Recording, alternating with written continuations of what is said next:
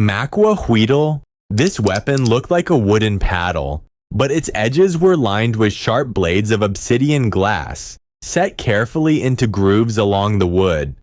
Aztec warriors used it to slash rather than stab, and the obsidian could cut flesh with startling precision, even rivaling steel in sharpness. Spanish accounts from the conquest describe it as capable of decapitating a horse in a single strike. It was less about brute force and more about the discipline of the swing, since obsidian was brittle and could shatter if handled carelessly.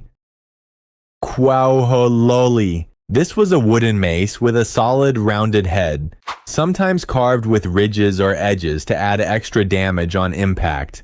Unlike the Macuahuitl, it carried no blades at all, relying entirely on its mass and the force of the swing.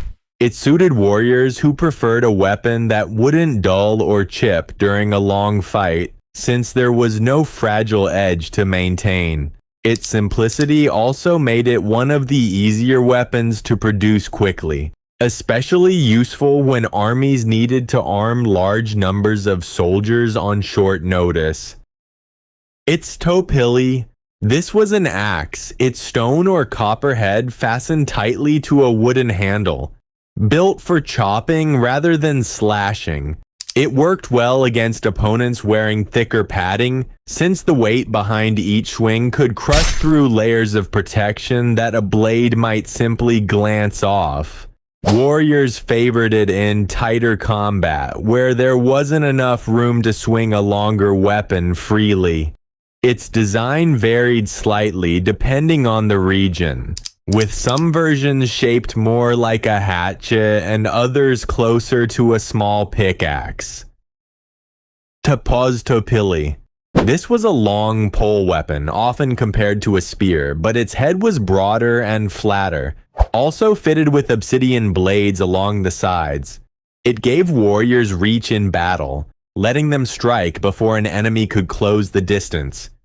Because of its length, it worked well both in open combat and when defending a position, and it required steady footing and coordinated group tactics to use effectively. Warriors trained for years to handle it with the kind of control battle demanded. Atlatl.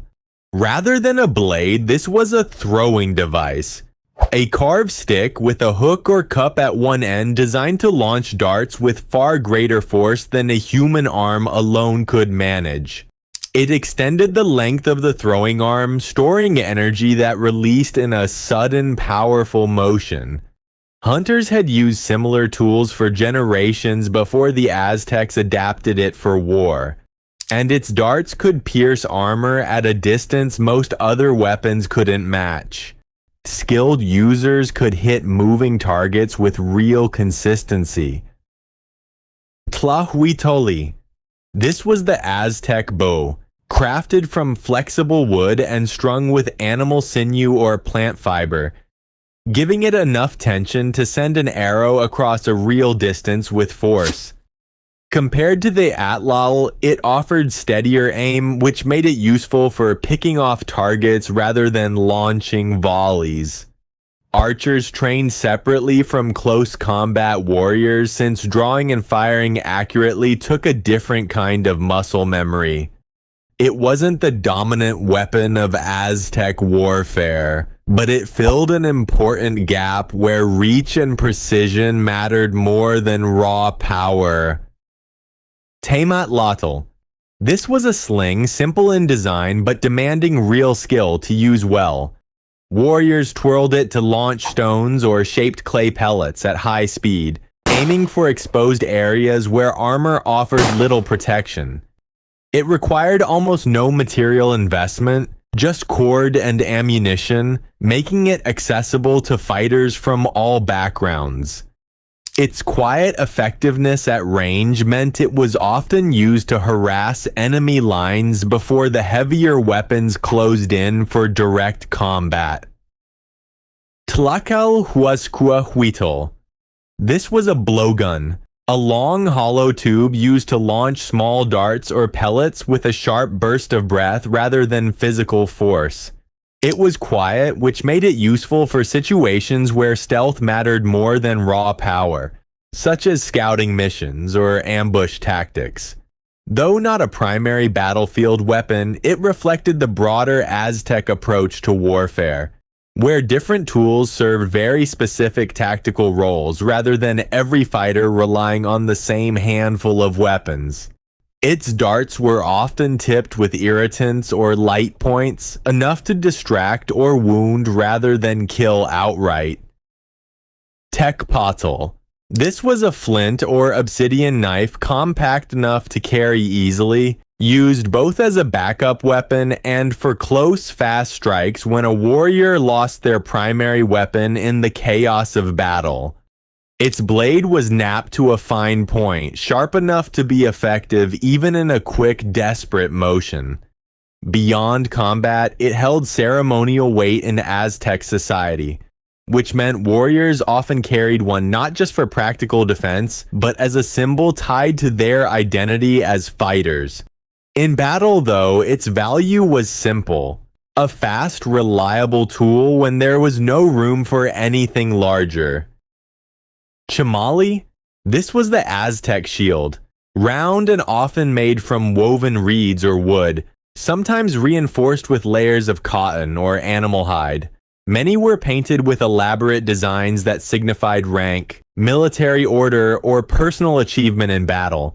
Beyond protection, the Chimalli carried social meaning, since a warrior's status could often be read simply by looking at the patterns and colors displayed on it.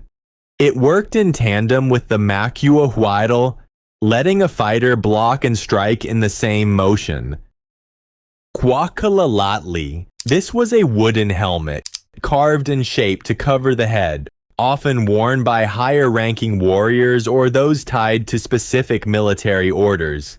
Its design sometimes echoed the form of animals, part of a broader tradition where headgear signaled rank, achievement, or affiliation within Aztec military society. Unlike simple protective gear, it carried symbolic weight, marking a warrior's status at a glance, even from a distance on the battlefield. Wood offered a practical balance of protection and lightweight, letting a warrior move freely without the burden that heavier materials would have added. Ichcahuipilli. This was body armor, though unlike European steel plating, it was made from tightly quilted cotton soaked and pressed until it hardened into a dense protective layer. It was surprisingly effective against obsidian-edged weapons and even offered some resistance against early Spanish blades. Lightweight compared to metal armor, it allowed warriors to move quickly across difficult terrain, which suited the fast, mobile style of Aztec warfare. Cotton for it was often a tribute item, collected from conquered regions specifically for military use.